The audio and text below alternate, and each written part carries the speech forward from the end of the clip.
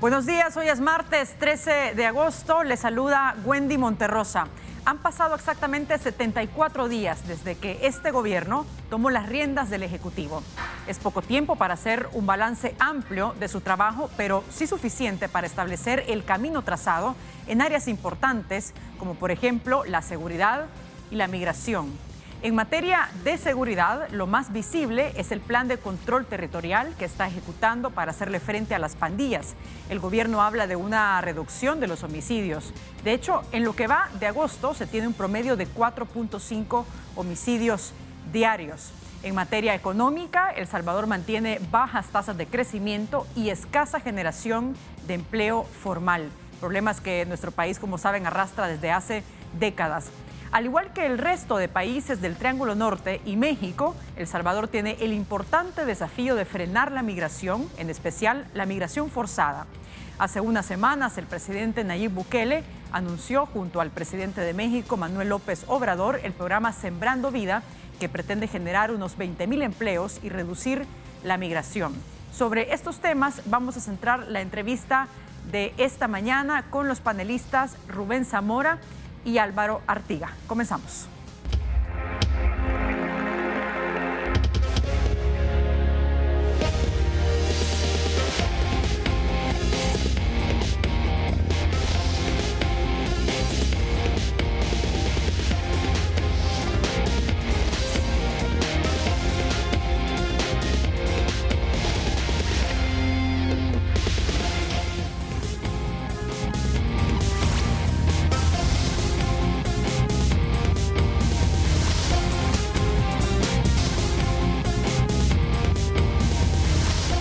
Bien, y damos la bienvenida, como ya les comentaba, a dos analistas políticos muy reconocidos, Rubén Zamora y Álvaro Artiga. ¿Qué tal? ¿Cómo están, doctor? Bienvenido. Buenos días, Wendy, Álvaro. Es un gran placer estar en este programa y esta mañana. Y buenos días a todos los que nos están viendo y escuchando. Álvaro, ¿cómo está? Bienvenido. Muchas gracias por la invitación. Es un gusto estar aquí con los televidentes y con Rubén y contigo, Wendy. Bien, han pasado un poco más de 2 meses desde que el presidente Nayib Bukele está al frente del Ejecutivo y es importante hacer una valoración sobre los principales temas que son clave para el país. Me gustaría comenzar con la parte de seguridad, específicamente sobre el plan de control territorial que está implementando el gobierno. ¿Cuál es la lectura en rasgos generales que hacen ustedes para comenzar de este plan, doctor? Mire, yo creo que en primer lugar hay que señalar que 2 meses, si bien ya permite percibir cuáles son, dijéramos, los caminos que quiere recorrer un gobierno, no se le pueden pedir resultados. O sea, no es una evaluación de resultados, sino más bien de qué es lo que se ha hecho, ¿verdad? Y en el caso concreto de la seguridad, primero es obvio de que el problema de seguridad y sobre todo la lucha contra las pandillas es uno de los problemas centrales del país, de eso no hay ninguna duda. Segundo, creo yo que el gobierno lo ha asumido, ¿verdad?, con fuerza, ¿verdad?, tratando de dar respuestas inmediatas al problema. Tercero, creo yo que el planteamiento del presidente ha sido, por un lado, valiente en términos de decir, mire, esta responsabilidad es también de nosotros. La migración masiva a los Estados Unidos, de alguna manera la genera el hecho de nuestro estancamiento económico, social, por tantos en las décadas anteriores. Pero me parece que es totalmente incompleto en cuanto a enfocar el problema. Porque en este problema Estados Unidos tiene una clara responsabilidad en lo que ha pasado. No podemos negar el hecho de que las pandillas que sufrimos ahora se generaron en Estados Unidos y se trasladaron al país por la política de Estados Unidos de agarrarlos y enviarlos a todos, hubieran cometido los delitos que habían cometido en los Estados Unidos. Por lo tanto, este es un problema que tiene 2 caras. Nuestra responsabilidad, que hay que reconocerla, pero también la responsabilidad de Estados Unidos. Y lo que vemos de la política del gobierno en este campo es que aquí hace estos grandes operativos que habrá que ver cuánto duran y si son sostenibles, porque son muy caros. Este proceso de masivamente meter a la Fuerza Armada y a los policías a estar directamente en el terreno, primero que no puede abarcar todo el país. Segundo, de que esto es carísimo, ¿verdad? Y tercero, de que el gobierno ha optado por un silencio cómplice con todas las violaciones a los derechos humanos que el gobierno de Estados Unidos le está haciendo a nuestros compatriotas salvadoreños en los Estados Unidos, separando familias, dejando a niños llorando en la escuela porque los papás se los llevaron durante el día, parando completamente el TPS, que eso va a tener un efecto sumamente negativo en el país en términos de remesas, ¿verdad?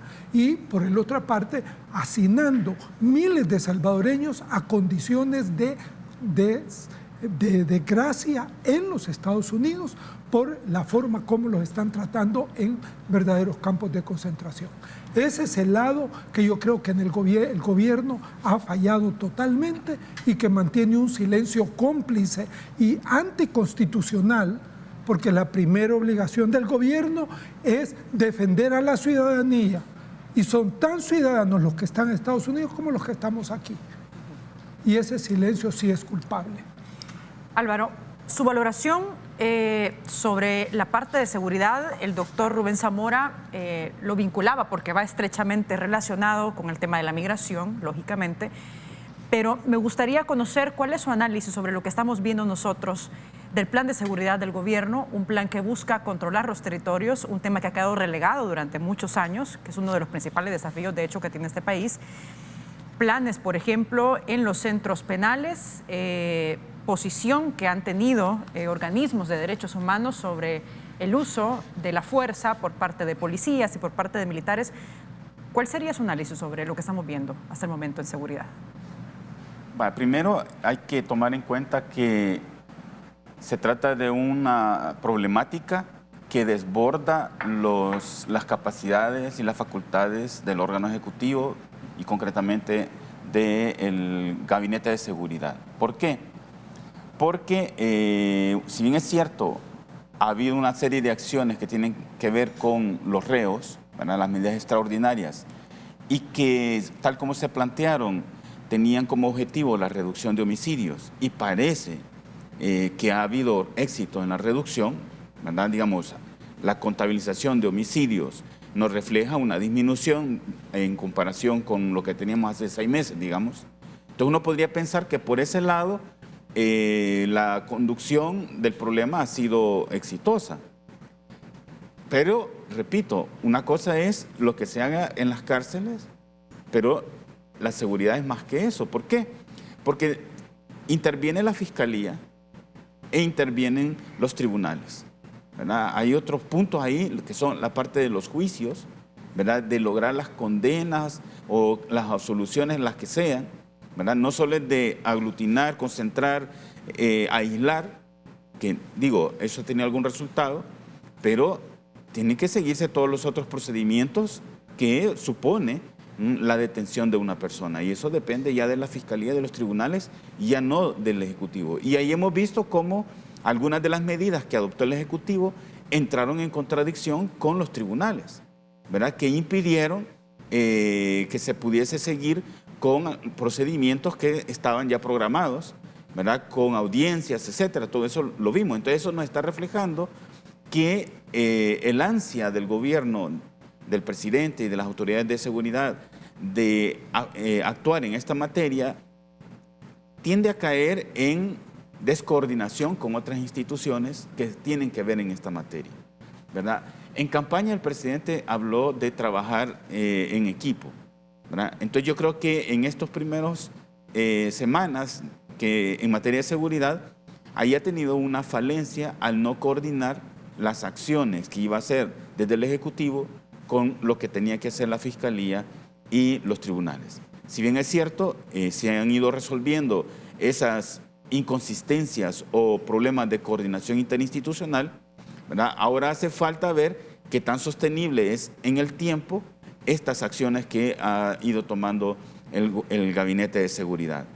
Yo creo que ahí se va a volver fundamental una discusión que vendrá más adelante y que seguro tocaremos en el programa, que tiene que ver con el financiamiento del plan de seguridad, que además hay que decirlo, como plan, estrictamente hablando, no existe, ¿verdad? No hay un plan, un documento donde estén establecidos los objetivos, las estrategias, los plazos, el costo. Sin embargo, son una serie de medidas que, repito, pareciera que le han estado dando resultado en materia de disminución solamente del homicidio, porque hay que recordar que la seguridad incluye también otro tipo de delitos, las extorsiones, por ejemplo, sí, ¿verdad? Y una cosa última que hay que agregar es que también ha habido un problema en el respeto del debido proceso a los que están en los tribunales y que las organizaciones que defienden los derechos humanos han hecho ver. Entonces yo creo que ha habido éxito y que está como en un proceso de ajuste, ¿verdad?, a esas descoordinaciones o inconsistencias, y vamos a ver más adelante en el tiempo si el plan efectivamente a nivel de reducción de homicidios es sostenible en el tiempo. El plan de seguridad se comenzó a ejecutar desde el 20 de junio de este año y precisamente hemos visto resultados ya en materia de homicidios, que es donde se suele medir el tema de la violencia. Usted dice, Álvaro, esto va más allá, el tema de seguridad, no solamente de contar los homicidios diarios. Sin embargo, estamos viendo una reducción que no se veía, por ejemplo, desde hace mucho tiempo. No se veía desde la época de la tregua con las pandillas que ejecutó el gobierno pasado. Me gustaría dejarles esa pregunta sobre qué razones pueden explicar esa reducción de homicidios que estamos viendo en poco tiempo del gobierno. Vamos a hacer una pausa, pero regresamos enseguida con más de su entrevista a República.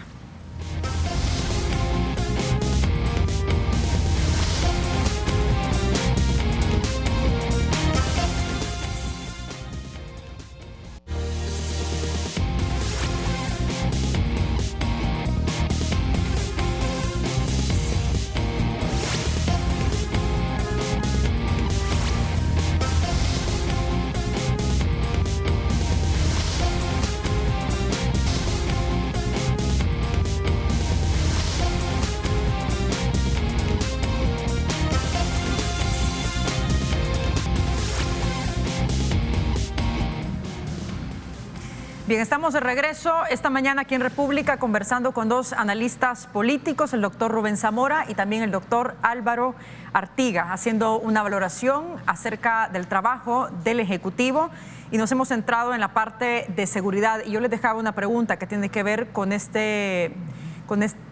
que destaca el gobierno acerca de la reducción de los homicidios que se están observando, y si esto responde, doctor, a una tendencia, o si se podría hablar de una tendencia o de aspectos coyunturales. ¿Cómo lo analiza usted? Yo creo que hay que tener mucho cuidado con ese indicador, porque no es la realidad, es un indicador de una realidad.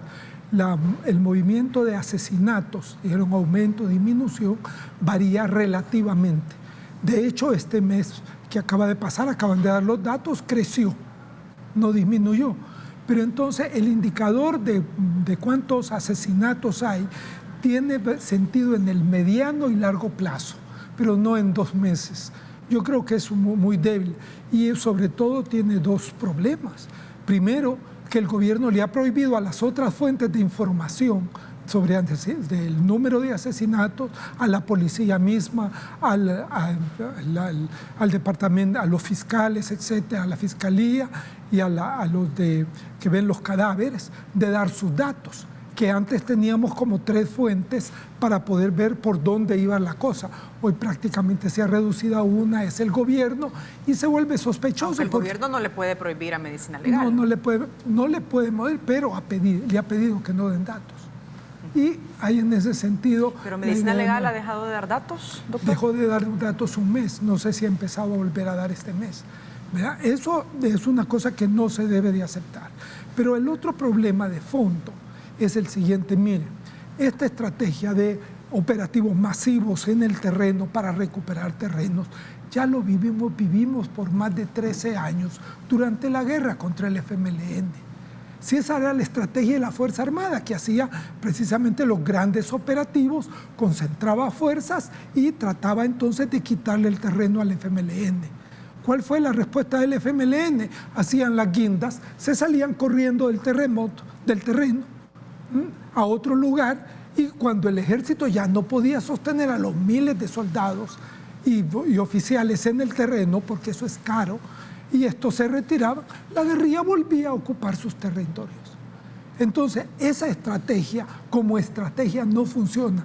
Esas son actividades tácticas en un proceso que pueden tener un resultado inmediato, pero que a la larga se vuelven inoperantes, como se había vuelto la estrategia militar del gobierno, que continuaba siendo de contención de la guerrilla y no de eliminación de lo que ellos estaban combatiendo. Entonces, si ahora se está repitiendo esto aún más masivamente, ahora, el gobierno sí anunció la segunda fase. Y a eso hay que ponerle mucho cuidado, porque esa es la fase de, más bien yo diría, no de complementar, sino de realmente establecer la permanencia en el territorio frente a las maras, que es la de trabajar con la población. Pero aquí nos encontramos con un problema que el gobierno anuncia como 15 proyectos que va a hacer y los deja ir el presidente en una entrevista pública y los alcaldes ni siquiera sabían. Cuando las únicas experiencias que tenemos de América Latina, de poblaciones que sí han logrado limpiar, en el caso de Colombia, por ejemplo, el más conocido, el de Medellín, de narcotraficantes y de violencia narcotraficantes, es recurriendo en primer lugar a la población. Y los 2 o 3 casos que tenemos en el país de municipios que se han librado de las maras, es precisamente porque es la alcaldía, el cura, los empresarios, la policía local y la se pusieron a hacerlo. Aunque en el gobierno pasado se implementó el Plan El Salvador Seguro con el Consejo Nacional de Seguridad, donde estaban involucrados pues todos los actores, alcaldías y eso. Y realmente el problema de seguridad pues sigue estando como está, ¿no? Tuvo una aplicación no fue aplicado. Y la aplicación vino de aquellos alcaldes con su gente en el pueblo que se propusieron hacerlo y lo logran, con apoyo de la policía, por supuesto. Y hay casos en El Salvador ya, como los de Medellín, en poblaciones más pequeñas. Y en ese sentido, entonces, una falencia, creo yo, de la segunda fase es que el gobierno quiere hacer todo. Lo que decía Álvaro antes, este problema no lo puede resolver solo el gobierno. Tiene que contar con la población, con las fuerzas que están locales, y si no se trabaja eso, no hay posibilidad de mantener y avanzar realmente en el logro de rescatar los territorios. Álvaro, ¿encuentra usted elementos diferentes, sustanciales de este plan de seguridad con lo que hemos visto en las administraciones anteriores? Digamos que en términos de medidas lo que hay es la decisión, porque es innegable, ¿verdad?, de ejecutarlas y de hacer acciones que buscan producir y parecen estar produciendo impactos. Lo que yo cuestiono es, cuestionar en el sentido de, me pregunto, ¿verdad?, de qué tan sostenible es eso en el tiempo, porque eso tiene costos. Además, enfrenta una situación en materia policial del retiro próximo de varios contingentes de la policía que ya cumplieron su periodo. Va a haber una disminución de efectivos en la policía, que el presidente está llenándolo, vamos a decir así, en lugar que con más policías, con soldados. Entonces aquí aparece otra vez el problema de la recuperación, entre comillas, de las funciones de seguridad por parte de la Fuerza Armada, que de acuerdo a la Constitución, digamos, no le competen. Entonces lo que digo yo, el ímpetu, la energía de querer hacer cosas, lleva al gabinete y al presidente a sobrepasar lo que le permite la ley. Y encuentra en la sociedad un eco que le favorece. Es decir, en la sociedad hay una buena parte, yo diría ese 80 y tanto % que aprueba la gestión del presidente, que está de acuerdo con que se utilice la fuerza sin importar otro criterio. Entonces yo creo que aquí hay un tema de que se puede estar siendo eficaz, se puede estar también teniendo una estrategia de comunicación para crear la percepción de que se está siendo eficaz, pero que hayan otras medidas que no estamos viendo, que hayan otras decisiones y acciones de las que no se habla, que son las que en realidad pueden estar debajo, digamos así, de la mesa, haciendo que haya una reducción de homicidios, si es que la hay, porque es el tema del manejo de las estadísticas, ¿verdad? Pero supongamos que démosle el margen de la duda de que hay una reducción de homicidios, cualquiera, tú lo decías en el espacio, en el bloque anterior, cualquiera puede preguntarse, bueno, y ante las medidas extraordinarias, ¿por qué no saltaron los familiares de los reos? Si en otras ocasiones, con medidas menos fuertes, ahí estaban en los medios protestando, ¿no? De que se estaban violando los derechos, que les estaban separando. Es decir, había una movilización de parte de los familiares de los reos, ¿verdad? Y entonces ahora hay un silencio total prácticamente, casi como un consenso social en torno a lo que está haciendo el presidente. Uno puede preguntarse si no es que hay también una negociación con los líderes de las pandillas, una negociación que no se está hablando, o si simplemente es un repliegue ante la medida de shock, ¿verdad?, de las medidas extraordinarias, que es como un sacudir, una cosa de impacto fuerte y que no se sabe cómo reaccionar y hay un repliegue, pero que más adelante podría retornar y volver a los niveles en los que hemos estado durante todo este tiempo, porque efectivamente llama la atención, ¿verdad? ¿Cómo es que, si uno ve el panorama, solo en el periodo aquel de la tregua, 2012, ¿verdad?, hubo un descenso, pero ya se sabe por qué había una negociación o por qué aumentaron el nivel, los desaparecidos, que algo que también se está denunciando ahora, ¿verdad?, que disminuyen los homicidios, pero aumentan Aunque el gobierno dio marcha atrás sobre eso. Creo que fue específicamente un periodo que dejaba de contabilizar los desaparecidos y las personas que habían tenido enfrentamientos con las pandillas, pero luego dio marcha atrás y ya pues se supone que está haciendo el conteo como debe ser de los homicidios. Me gustaría también analizar un punto que es importante, sobre todo el tema de seguridad, y tiene que ver con el accionar de la institución policial, con los elementos de la Policía Nacional Civil. Y ante esto, pues vamos a ver unas declaraciones que dio recientemente Luis Cardenal, presidente de la Asociación Nacional de la Empresa Privada, ANEP. Vamos a ver. O sea, la realidad que tenemos ahora no es la realidad que teníamos cuando se conformó la Policía Nacional Civil. Entonces, tenemos dos problemas. Uno, la población ha perdido la confianza en la institución. Por unas cuantas malas manzanas que existen, la gente ya no quiere denunciar, la gente desconfía de la policía, los mismos policías no están motivados por diversas razones, y tenemos que cada vez que agarran una banda en algún delito importante, siempre vamos a encontrar que hay policías metidos ahí. ¿Qué se debe hacer? Depurar la policía. ¿Cuánto cuesta eso? Voluntad política. ¿Por qué no se hace? Como dicen los de los deportes, vaya usted a saber. A ver, ¿ven ustedes una mayor apuesta? Y se lo pregunto así porque mucha gente lo está analizando por la militarización, más que por los elementos de la policía, por fortalecer la institución policial y por hacer un esfuerzo por depurar a los malos elementos, como lo plantea Luis Cardenal, doctor. En general, yo creo sí que la tendencia con el planteamiento que ha hecho el gobierno de ocupar territorios, para ocupar territorios necesita la gente. Y por eso es que se está llevando más al ejército. ¿Por qué? Porque la policía, para llegar a ser policía, tiene que pasar por todo un proceso que la ley le establece, que es la escuela de policía. Eso toma tiempo. El ejército usted lo puede meter, ya ve, reclutan a los muchachos, les dan unos días de entrenamiento y los lanzan a hacer la operación. ¿Pero el equipamiento de militares no es más caro que el de la policía? Y probablemente es más caro. Vea, yo de eso no le podría decir. Pero el problema es que la calidad de defensa de la población, porque la policía y ahora el ejército están en la función de defender a la población. Ojo, ese es su fin último. No es agarrar pandillas. Agarrar pandillas es el medio para proteger a la población. Pero ¿qué es lo que pasó con las experiencias anteriores de estos operativos masivos contra el enemigo que se planteaba, pues la guerrilla en ese momento? Que las principales y más graves violaciones a los derechos humanos se cometieron precisamente con esa estrategia, las famosas masacres, y que ahora están apareciendo todas. Entonces, en ese sentido, el riesgo de todo este proceso de improvisar toma de territorios ya es que terminan habiendo un exceso de abusos contra la población inocente.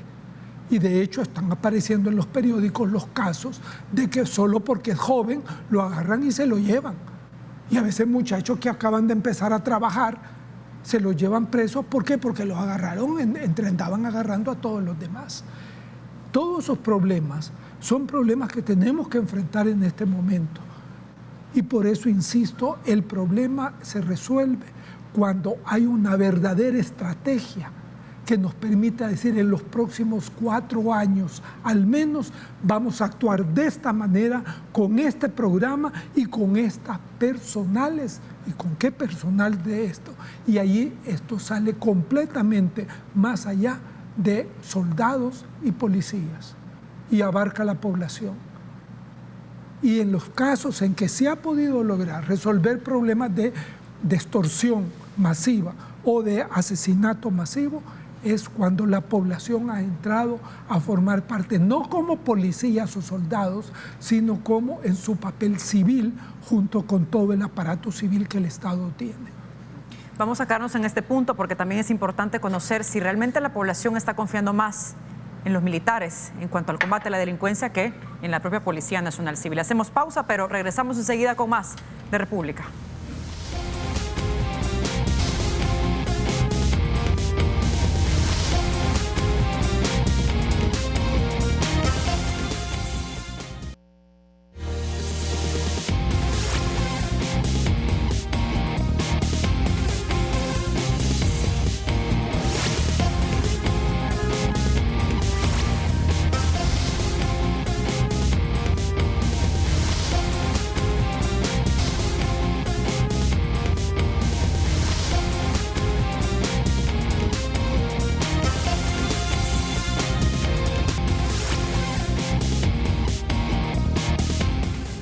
Estamos de regreso aquí en República conversando con dos analistas políticos, Rubén Zamora y Álvaro Artiga. Yo les dejaba una pregunta que tiene que ver con el tema siempre de seguridad sobre el uso de los militares. Ya se pronunciaba la ONU, como ustedes saben, recientemente sobre esta apuesta, esta continuidad de la apuesta por la militarización para combatir la inseguridad en nuestro país. Y la pregunta era si realmente esto es una cuestión de percepción, como lo decía usted, Álvaro, que tiene que ver con que la gente tiene más confianza en los militares que en la propia Policía Nacional Civil. Bueno, yo creo que aquí juega definitivamente el tema de las percepciones. Y una sociedad culturalmente autoritaria ve en la institución armada una institución, con todo lo que pasó aquí en la guerra, ¿verdad? Ve en la institución armada, digamos, una institución en la que se puede confiar para que ponga orden, porque al final de cuentas es un tema de aquí hay que poner orden. Ahora, lo que pasa es que creo que hay un patrón en la forma de hacer política del presidente y de su gabinete que ya sí se muestra y uno puede juzgar a partir de ese patrón que aparece en distintas áreas, no solo en temas de seguridad, y que incluso yo diría viene desde su periodo de alcalde en Nuevo Cojatlán y de alcalde en San Salvador. Y es la generación de una percepción positiva a partir de una serie de medidas concretas que no tienen posibilidad de generalizarse. ¿Qué quiero decir? Cuando el presidente fue alcalde de San Salvador, entonces él dice vamos a recuperar el centro histórico. Y efectivamente hace unas medidas, ¿verdad?, en las cuadras donde está el Teatro Nacional, la Plaza Libertad, la Plaza Cívica, pero todos los alrededores de esa zona siguen estando como han estado desde hace muchos años. Pero ¿cuál es la percepción que quedó? Que ningún alcalde antes había logrado recuperar, digamos, esas cuadras y hoy está bien bonito y la gente se siente segura. Es decir, de unas pequeñas cuadras, ¿verdad?, se genera la percepción de que ahora sí ha habido un cambio en materia de seguridad y hoy puede andar uno libremente en el centro, en esas cuadras, pues, pero no en las aledañas, ¿verdad? Entonces, esa manera de hacer política creando una percepción a partir de una medida bien concreta, ¿verdad?, lo vimos también en el tema de cuando él fue nombrando el gabinete de gobierno. nombra a una mujer, presenta su currículum, pasan los días, nombra a una segunda mujer, presenta su currículum, pasan los días, nombra a una tercera mujer, va creando la expectativa de cómo va a ser este gabinete de diferente a los gabinetes anteriores. Cuando llega la séptima mujer, ¿verdad? Y empiezan el día de la toma de posesión, ¿verdad? Nombra hombres y no se presentan los currículos ni nada de lo que hizo con la fase, pero creó la expectativa, y él lo dice en el discurso de toma de posesión, de que este es un gobierno 50-50 por primera vez, un gobierno paritario. Pero cuando uno ve el nombramiento de todos los demás miembros del gabinete, encuentra que no es cierto, pero esa es la percepción que quedó, ¿verdad? Entonces yo creo que aquí hay una especie de estrategia de comunicación política de crear una cierta percepción de manera intencional a partir de unas medidas concretas. Entonces aquí tenemos en el plan de control territorial, ¿verdad? Esa táctica también, esa estrategia de comunicación. Se va a unos ciertos lugares, se va con la policía, con el ejército, se cambia temporalmente la percepción de lo que aquí ocurre, la gente sale diciendo, bueno, ahora sí nos sentimos más seguros, ¿verdad? Eso sale en los medios y se cree que eso está ocurriendo en todo el país y en todos los municipios. Ahí hay un problema, porque uno puede pensar de que hay municipios, han habido municipios donde no ha habido presencia territorial de la policía y no han habido homicidios. ¿Como cuáles, por ejemplo? En el norte de Chalatenango, por ejemplo. En La Vuelta, para mencionar uno nada más. Pero hay varios homicidios, o sea, uno podría consultar la distribución de homicidios a nivel territorial y empezar a ver por qué hay ciertos municipios que no han tenido ese exceso de presencia policial y militar, y sin embargo los homicidios o no han existido o han sido muy bajos, como para que pensemos si el enfoque policial militar es el correcto o simplemente es algo para crear la percepción de que se están haciendo cosas de manera diferente a como lo hicieron gobiernos anteriores. Bien, uno de los temas que también está vinculado a esto, que se está hablando mucho, tiene que ver con el anuncio que hiciera el presidente recientemente sobre la conformación de una Comisión Internacional contra la Impunidad y la Corrupción, una especie de CICIG en Guatemala, como lo veíamos. Vamos a ver lo que dijo el vicepresidente Félix Ulloa en ese sentido recientemente. Adelante. No lo tenemos, pero vamos a ver si lo pasamos más adelante. El ministro de Seguridad también se refirió sobre esta conformación de la Comisión Internacional contra la Impunidad. Adelante. Mira, los que están criticando, me imagino que son aquellos que temen que justamente les sea de alguna forma auditado la gestión en la que estuvieron al frente, y por supuesto yo creo que los primeros en oponerse son los diputados de la Asamblea Legislativa y sobre todo el FMLN, que justamente ha sido un partido que acaba de estar en el poder y que tiene y que nos hemos venido a encontrar que tienen ciertas irregularidades en el manejo de los fondos y en algunos procedimientos administrativos. Por nuestra parte, como gobierno y el vicepresidente de la República, que será quien va a estar liderando este esfuerzo, y en su momento me imagino que también el presidente de la República va a dar los avances que se tiene en cuanto a la conformación de las CICIs. Bien, antes de conocer los detalles sobre la estructuración o los elementos que debería componer pues una comisión como tal, me gustaría conocer su apreciación, doctor, sobre lo que dice el ministro de Seguridad, Rogelio Rivas. Dice, quienes se oponen a una CICIs es porque temen ser investigados. ¿Qué lectura es usted de esto? Mire, yo creo que esto lo veo desde el presidente pasando por los ministros como una especie de mantra que tienen, ¿verdad? Apenas van a plantear algo, lo primero que plantean, mire, a esto se van a oponer los culpables, los que quieren no lo quieren hacer. O sea, ese jueguito de tratar de desautorizar cualquier otra opinión diferente a lo que ellos dicen es un juego que lo veo ya muy generalizado y es peligroso. Porque mire, el problema de las CICIs no se puede entonces enfrentar. De hecho, la posibilidad de una cooperación externa, porque ese es el fondo del problema, puede una cooperación externa, un instrumento, convertirse en instrumento nacional para combatir, ¿verdad?, el caso de graves, de abusos, de delitos graves, etc. Ese es el problema, ¿verdad? O algo que le ayude al aparato nacional para resolver el problema. Eso es las CICIs, en el fondo. ¿verdad? Ahora, cuando ese problema se plantea, lo primero que hay que hacer es ver bajo qué marco constitucional se va a hacer. Y eso es lo que aquí no se ha hecho. Porque si se hiciera, lo primero que tienen que ver es que la función de crear comisiones para auxiliar al fiscal general de la República, que es el encargado por la Constitución de llevar adelante las acusaciones de crímenes, esa es una función del fiscal general de la República. Y es el único que no aparece por ningún lado, en este caso es CICIES. Y ahí está el vicepresidente de la República inventándose unas CICIES para El Salvador, ¿verdad? Y el fiscal, muy bien, debe de ser al revés. Obviamente el fiscal es el que tiene que decidir y solo él puede decidir si se hace o no se hace un cuerpo auxiliar para su funcionamiento. A partir de allí se pasa que tendrá que tener su ley, tendrá que tener el apoyo internacional y todo, y ya el Poder Ejecutivo entra. Pero las funciones, la función de decidirlo, eso es exclusivo del fiscal según la Constitución de la República y no del presidente ni del vicepresidente. Vamos a hacer una pausa, pero vamos a regresar enseguida con este tema, con las CICIES. No nos cambie, regresamos.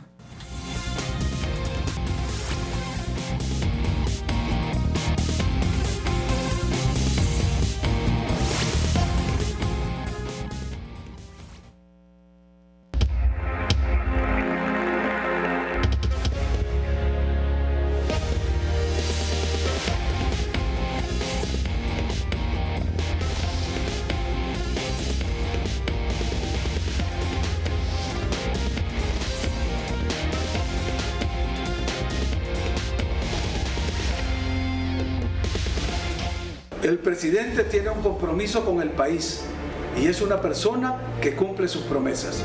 Desde el inicio de la administración hemos estado trabajando en el modelo ideal para atacar frontalmente la corrupción. Y será con la misma intensidad con la que estamos actuando en contra del crimen organizado.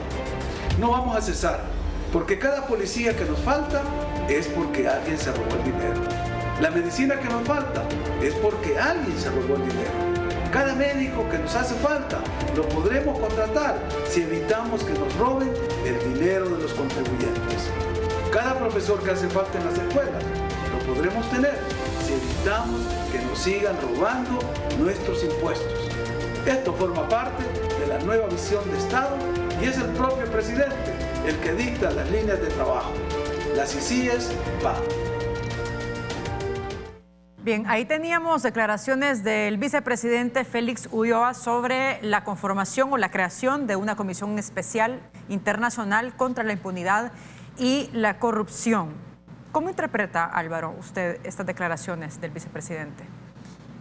Bueno, la pregunta, viendo eso, me queda si realmente son declaraciones o es más de una estrategia de comunicación, otra vez, ¿verdad?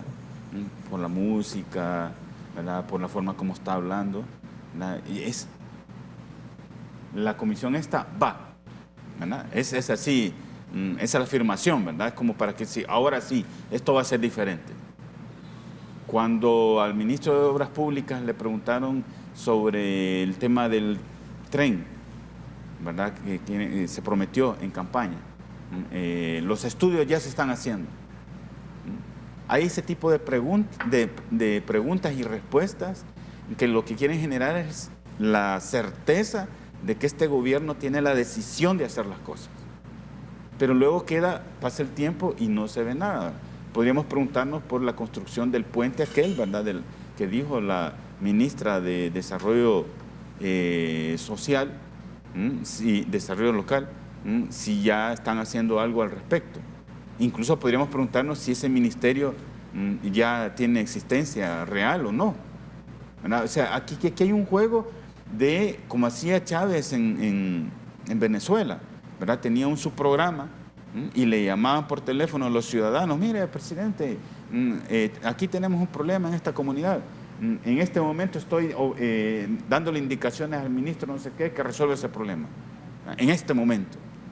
Y no pasaba nada, pues, pero se queda la percepción de que ahora sí nos están atendiendo, ahora sí están haciendo las cosas, ¿verdad? Entonces, ahora dice el vicepresidente, los ejemplos que pone, cada médico que falta es porque alguien se robó cada medicina que falta es porque alguien se robó, ¿verdad? Entonces está creando la percepción de que ahora sí va a ser distinto. Y claro, si alguien se opone a esto, porque empecemos a decir, como estaba diciendo Rubén, de que esto pertenece a una decisión de la Fiscalía o que no sé qué, va a ser fácil decir, ya ven, estos no quieren que se investigue. Y recientemente el fiscal pues confirmaba que él no tiene conocimiento de cómo estaría conformado los elementos que compondría pues unas CICIES. ¿Ven ustedes normal esto, doctor? ¿Cómo? No, precisamente ese es mi punto, que el principal actor, según la Constitución, de llevar adelante la investigación del delito, y por lo tanto expresamente lo dice la Constitución, para crear comisiones de apoyo a su labor, es una función de él. Y que se recuerden el vicepresidente, el presidente y todos los demás funcionarios que la Constitución claramente le dice, los funcionarios públicos tienen las funciones que la ley les permite y la ley les manda hacer. Y nada más, es lo contrario de nosotros que no somos funcionarios, que la Constitución nos dice que podemos hacer todo aquello que la ley no nos prohíbe, pero para el funcionario público es al revés. ¿Por qué? Porque el funcionario público tiene que atenerse a la legalidad, solo tiene las funciones que le establece la ley. Y si la ley dice que esa es función del fiscal, solo el fiscal la puede hacer. Y en ese sentido, aquí hay un abuso, que están cometiendo un abuso de lo que la Constitución dice. Más allá de eso, ¿creen ustedes que es necesario? O sea, es decir, el país necesita realmente una comisión internacional que investigue casos de corrupción que hemos conocido en el pasado, pero que antes no eran tan conocidos, por ejemplo, que antes tal vez no teníamos la facultad de podernos dar cuenta, o realmente tiene que ver con lo que dice el doctor Álvaro, se necesita fortalecer o se necesita que la Fiscalía haga su trabajo. Sí, ciertamente hay un tema. Y si tiene las facultades y los recursos para eso. Hay un tema de que se necesita la voluntad de hacer las cosas, ¿verdad? Se necesita un fiscal y una fiscalía que de verdad quiera investigar el delito, ¿verdad? Y no solo es el tema de la corrupción. Quiero volver a la cuña esa, porque es más como una cuña de publicidad del vicepresidente, en donde si está diciendo cada dinero que alguien, digamos, se lleva, tiene impacto en las medicinas, en la salud, etcétera. Yo digo, bueno, que muestren la decisión de querer hacer bien las cosas en cosas que ya pueden hacer, que es el combate a la elusión y a la evasión, ¿verdad? Hay empresas que no pagan lo que tienen que pagar al fisco.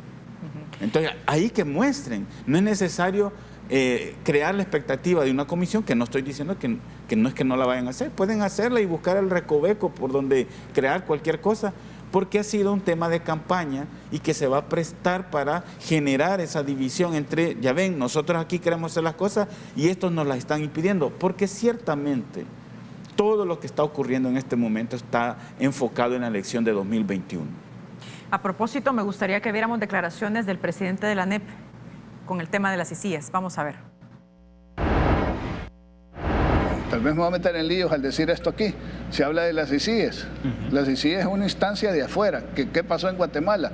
Algunos que no han entendido bien el problema o qué es lo que sucedió allá dicen, la CICIES es la solución a todo.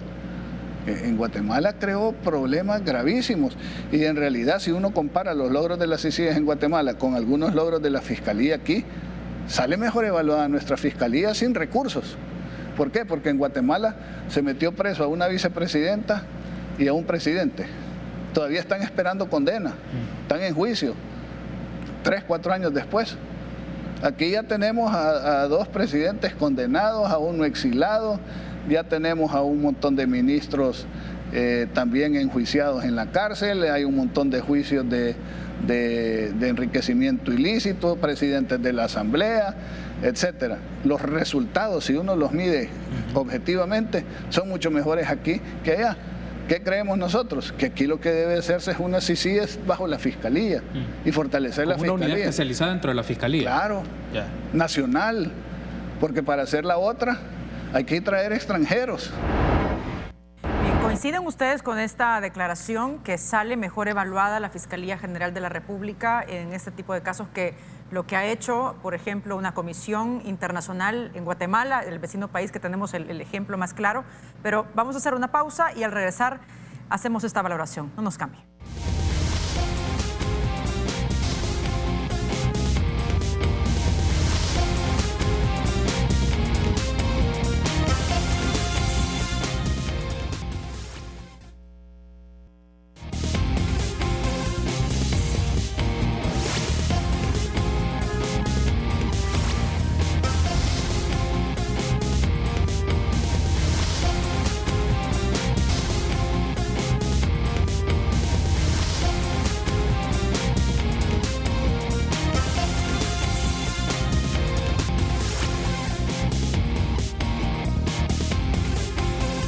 Continuamos aquí en República, nos acompaña en el estudio Álvaro Artiga y Rubén Zamora. Estamos hablando pues acerca de la conformación de una comisión internacional contra la impunidad y contra la corrupción, algo de lo que se ha hablado en los últimos días, que ha anunciado el presidente Nayib Bukele, su vicepresidente también, y que deja muchas preguntas sobre cómo debería conformarse, si es necesario realmente una CICIES en el país o no. Hay opiniones a favor y hay otras en contra, como lo que veíamos con las declaraciones del presidente de la Asociación Nacional de la Empresa Privada, ANEP, Luis Cardenal. Él decía, ha hecho más la Fiscalía, doctor, decía que lo que ha hecho en Guatemala esta comisión contra la corrupción. ¿Cuál es su lectura sobre estas declaraciones? Mire, yo creo que no estoy de acuerdo con la evaluación que ha hecho el señor presidente de la empresa privada, en el sentido de que ha sido más efectiva la fiscalía nuestra que la de Guatemala, ¿verdad? Primero porque no ha hecho el panorama que debe de haber. O sea, la fiscalía es la que busca cuál es el delito y acusa, pero la decisión de quién se va a la cárcel y quién es condenado, esa parte, ese es el Poder Judicial. Y la CIGIES no es Poder Judicial, la CIGIES es un apoyo al fiscal general o a la fiscal general de la República en la investigación del delito. Hasta allí llega. Y allí ha sido mucho más efectiva que nuestra fiscalía, hay que decirlo con claridad. La diferencia está en que el nivel de institucionalidad, tanto en fiscalía como en el Poder Judicial que tiene El Salvador, es un poco más avanzado que el de Guatemala, es más eficiente. Ya. Esa es la diferencia y por eso es que en Guatemala en las condenas, sí, en términos de presidente, uno porque se murió, igual que aquí, pues que aquí se murió Flores antes de ser condenado y el otro está preso, ¿verdad? Y en Guatemala es lo mismo, se murió Ríos Montt cuando estaba haciendo durante el juicio y el que está preso, Otto, ya, ese sí ya está preso, pero además le añadieron la vicepresidenta, ¿verdad? Pero además de eso, a otro nivel, la cantidad de personas que han sido llevadas al juicio y han sido condenados es mayor en Guatemala que en el nuestro. O sea que ahí hay una. ¿Cuál es el problema de fondo que hay en Guatemala? Y es que como estaba ocupándose de trabajar con la corrupción, el problema es que para la corrupción se necesitan dos, el corrupto y el corruptor. ¿Y quién corrompe en gran medida a los funcionarios públicos en cosas grandes, que son las corrupciones grandes? Pues son la gente que tiene dinero. Y la CIGIES de Guatemala ha empezado a llevar a juicio y señalar juicio de gente de la empresa privada. Y de eso no, hasta qué punto el hecho de que ahora no quieren CIGIES aquí en El Salvador es porque decir, cuando veas las barbas de tu vecino cortar, echa las tuyas a remojar, como dice el refrán español.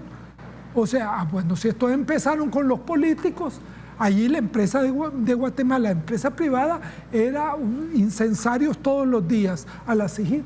Apenas la CIGIES empezó a tocar también, ya no solo a los corruptos, sino a los corruptores, ahí la cosa ha cambiado. Y que aquí estén viendo eso.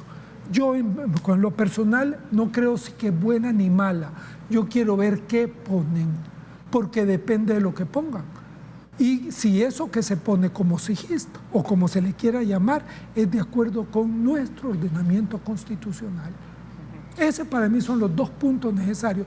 Y mientras no ve el proyecto, lo demás es pura propaganda como la que hizo el señor vicepresidente de la República en su planteamiento que se acabamos de ver. Ahora bien, toda conformación de esta comisión debe pasar por el aval de la Asamblea Legislativa. ¿Cómo ven ustedes esos consensos? Bueno, yo insisto en que hay una estrategia de comunicación de parte del gobierno de la construcción de un campo político en donde están los buenos y los malos. Los malos son todos los que se oponen a nosotros, digamos, al gobierno. Lo dijo en el discurso de toma de posesión, ¿verdad? Cuando dijo que iban a eliminar todas las barreras, ¿verdad?, que encontraran en su gestión. Y las barreras pueden ser este tipo de barreras, ¿verdad?, quienes se oponen a la gestión, a algunas medidas. Yo lo que pienso sobre este tema es que tenemos un problema de enfoque. No solo, ahora estamos hablando de una posible CICIES, pero para mí es el mismo enfoque que se aplica en seguridad y el mismo enfoque que se aplica en migraciones. Queremos resolver los problemas en el final, digamos, en río abajo, donde se produce la inundación, cuando las causas están río arriba, digamos. Es decir, queremos resolver el problema de la seguridad con más policías, con más militares. Queremos resolver el problema de corrupción con una comisión especial. Queremos resolver el tema de que la gente no se vaya cerrando las fronteras en Estados Unidos. En cambio, no nos preocupamos de las condiciones que hacen que haya delincuencia, de las condiciones que hacen que haya corrupción y de las condiciones que hacen que la gente se vaya. Digamos, no estamos tratando con las causas, sino con los síntomas del asunto. No se está viendo la causa de manera estructural. Sí, yo creo que no en todos los temas.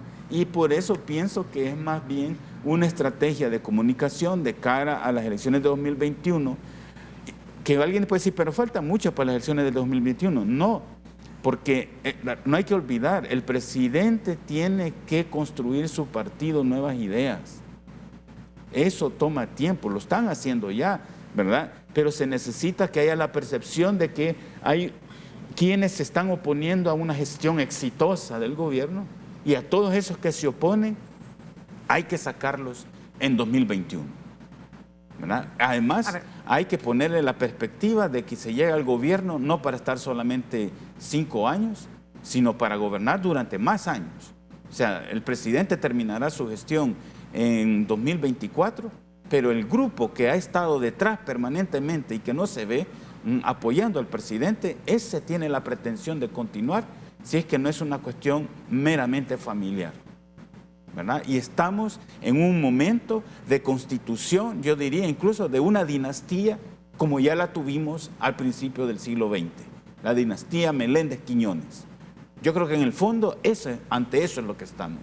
Y todo lo demás gira en la construcción de un gobierno, de una familia. Ante eso es lo que estamos. Yo pienso que sí.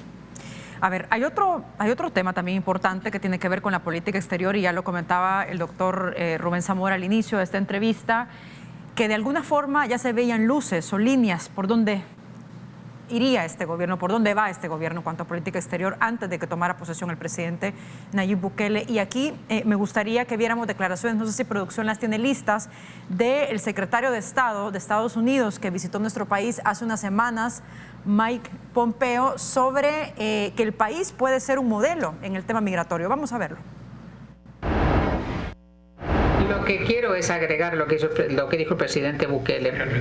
Es un país que puede ser un modelo en tema migratorio. Realmente podemos hacer bien las cosas acá y lo podemos hacer aquí en fuerzas del orden, luchar contra las actividades pandillas, invertir a través de la empresa privada. El pueblo de El Salvador tomó una decisión muy importante cuando cambió el tipo de gobierno. Es un gobierno que quiere trabajar con los Estados Unidos y que quería venir aquí hoy para felicitar al pueblo de El Salvador por haber elegido el líder que ustedes eligieron, pero ahora tenemos que trabajar de manera conjunta, nosotros y ustedes, y yo creo que si trabajamos de manera mancomunada, obviamente vamos a lograr los objetivos de Estados Unidos, que es proteger nuestra frontera sur. A ver, ¿cómo puede ser nuestro país, El Salvador, con las condiciones que tiene, con los problemas estructurales de los que ustedes han hablado, que empujan a la gente a emigrar de esta manera en condiciones pues tremendamente peligrosas, un modelo en cuanto a la migración, doctor Rubén Zamora? Mire, yo creo que viendo la política exterior en este mes o 2 meses, hay 2 cosas. Uno, las rupturas con los gobiernos de Maduro y de Ortega, creo yo.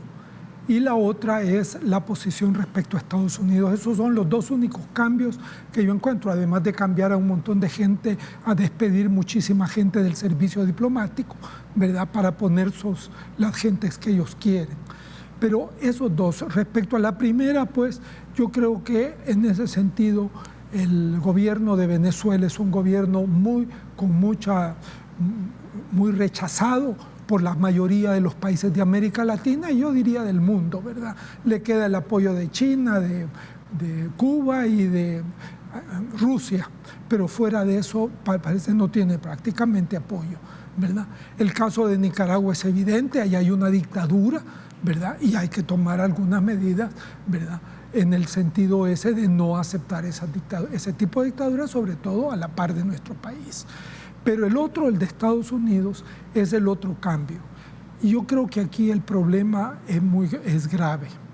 Porque el problema nuestro con Estados Unidos, el problema fundamental que tenemos con Estados Unidos es la migración.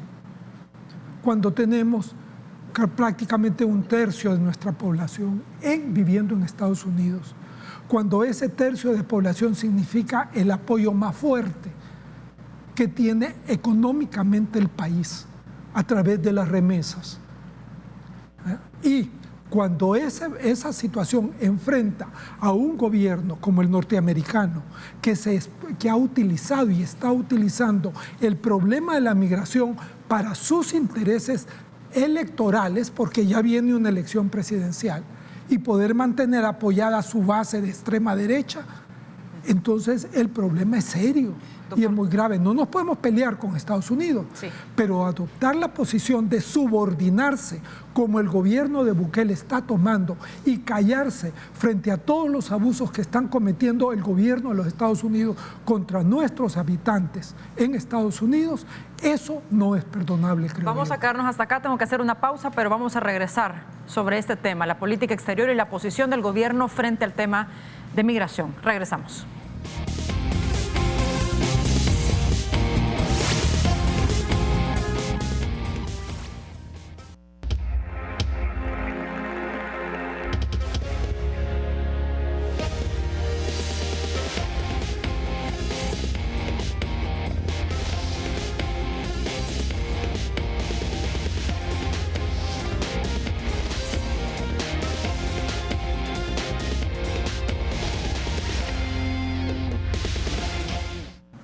Estamos de regreso ya en la última parte de su espacio de entrevista República. En el estudio nos acompaña el doctor Rubén Zamora y también el doctor Álvaro Artiga. Estamos hablando acerca de la política exterior, de la posición del gobierno del presidente Nayib Bukele frente a la migración, las relaciones cercanas que tiene con Estados Unidos y su posición frente a otros países de la región como Nicaragua, como Honduras.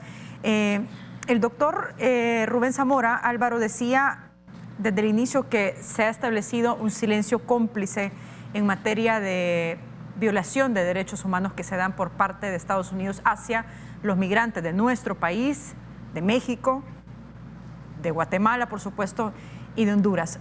¿Cuál es su valoración sobre esto y la posición que debería tomar nuestro país con la región centroamericana frente a Estados Unidos ante estos casos de violaciones graves?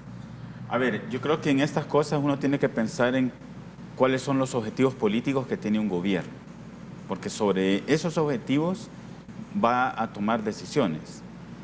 Y en materia de relaciones exteriores o de diplomacia, en este caso de las relaciones con los Estados Unidos, por el gobierno de Salvador con el gobierno de los Estados Unidos, el gobierno de El Salvador va a sopesar qué es mejor para sus objetivos políticos. Si volverse vocero de las víctimas de los maltratos que hagan las autoridades migratorias de un país cualquiera, defender a esas víctimas, o si someterse, callarse, en función del objetivo de qué es lo que está buscando. No tenemos por qué creer, o por lo menos yo no creo, de que no solo este gobierno, sino que en cualquier lugar, los gobiernos están para defender a sus habitantes. Los gobiernos están para promover intereses de grupos particulares, aquí en El Salvador y en cualquier parte. Y solamente en el momento en que la defensa de las víctimas de los maltratos de autoridades de otros países sea funcional, sea, digamos, algo que favorece a los intereses que promueve determinado gobierno, lo va a hacer, ¿verdad? Si no, es secundario, ¿verdad? Por eso digo, aquí lo que tenemos que saber es qué es el objetivo político que tiene este gobierno actual, porque todo va a estar orientado para eso. No llega alguien al gobierno solo para estar 5 años ahí. Me parece como que no tiene sentido estar soportando lo que implica estar en una oficina de gobierno, ¿verdad? De tensión, ¿verdad? No lo veamos todos los que llegan al presidente después cómo salen con el pelo, ¿verdad? Entran con el pelo negro y salen con el pelo blanco, de toda la presión que supone estar en una oficina de gobierno, ¿verdad? Todo lo que supone de negociaciones con diversos actores, tensiones, uno tiene que pensar, ¿y por qué alguien se mete ahí? Tiene que ser porque algo va a obtener, algo va a ganar. A ver, este programa Sembrando Vida que anunció el presidente Nayib Bukele junto al presidente de México, Manuel Andrés López Obrador, con 30 millones que va a dar México para emplear a 20,000 salvadoreños y frenar de alguna forma, lo decía el gobierno, que se busca frenar la migración. ¿Cómo se ve este tipo de programas, doctor? Mire, en sí mismo los programas no son malos, pues está bien que haya cooperación y todo eso. El problema es el contexto. Al presidente de México le dobló la mano ya Trump, con la amenaza de subirle 10% los impuestos a lo que México exporta a Estados Unidos. ¿Ya? Y entonces México ahorita se ha convertido en un cómplice con Estados Unidos en contra de los migrantes. Eso no se dice. Por 30 milloncitos que no le van a dar empleo a esa cantidad de personas, perdónenme. Eso no alcanza con 30 millones, porque una gran parte de esos 30 millones se van en gastos del sector público y no tanto en resultados concretos para la población. Pero independientemente de eso, ¿verdad? El problema es cuál es el diseño de la política exterior. ¿Qué ha hecho este gobierno respecto, por ejemplo, al TPS? Si el TPS, los 180,000 salvadoreños que son los TPCistas, constituyen el corazón de la remesa que recibimos aquí en el país, porque son la gente que tenía trabajo permanente y por lo tanto podía disponer más de sus recursos para mandar remesas a sus familiares aquí en el país. Y ahorita ya, hasta lo último que se había podido luchar, se acabó. Y en ese sentido, ¿qué es la noticia que aparece aquí? Que algunos van a poder nombrar, poder lograr la nacionalidad, van a ser una miseria de gente. Y toda esa otra gente, ¿cómo queda? Ahora bien, pero ¿cuál sería entonces la posición ideal que nuestro país y también los del Triángulo Norte tomen frente a esta presión económica que ejerce Estados Unidos? Bueno, precisamente, sobre todo países como el nuestro que eso es lo que implica diseño de política exterior. Y eso es lo que no hemos tenido respecto a Estados Unidos. Porque pasamos de una política exterior del gobierno anterior de pelearse con Estados Unidos por cosas de Venezuela y de Nicaragua, ¿verdad? Apoyando a dictadores, el gobierno anterior. ¿Verdad? Resuelve este problema ya no apoyándolo, para mí perfecto, pero no tiene ninguna otra política más que someterse y callar frente a lo que Estados Unidos está haciendo. Esto implicaba, como se señaló, una política desde hace meses, desde el gobierno anterior, de construir en Estados Unidos una defensa para nuestra gente. Y eso implicaba una política, por ejemplo, no con el gobierno de Trump, porque eso ya sabemos que él está ocupando la migración para sus intereses electorales próximos, sino con el Congreso de los Estados Unidos.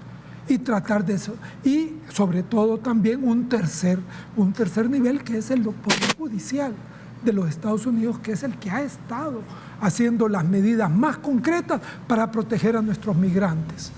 Y eso no se ha trabajado en absoluto. No hay trabajo en el Congreso de los Estados Unidos.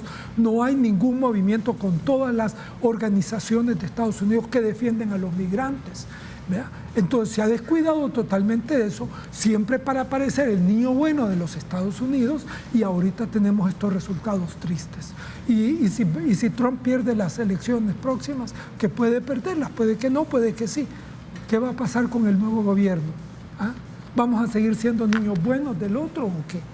Esos son los problemas que hay que enfrentar en una estrategia diplomática que yo no la veo aparecer por ningún lado. Bien, con esto cerramos. Les agradezco mucho por habernos acompañado, doctor Rubén Zamora. Como siempre es un gusto pues conversar con usted, también con usted, Álvaro Artiga. Muchas gracias. Muchas gracias, Wendy. Muchas gracias a todos. Con esto cerramos. Se quedan con la programación de Canal 33 y su programa De Mujer a Mujer. Fuerte abrazo. Buenos días.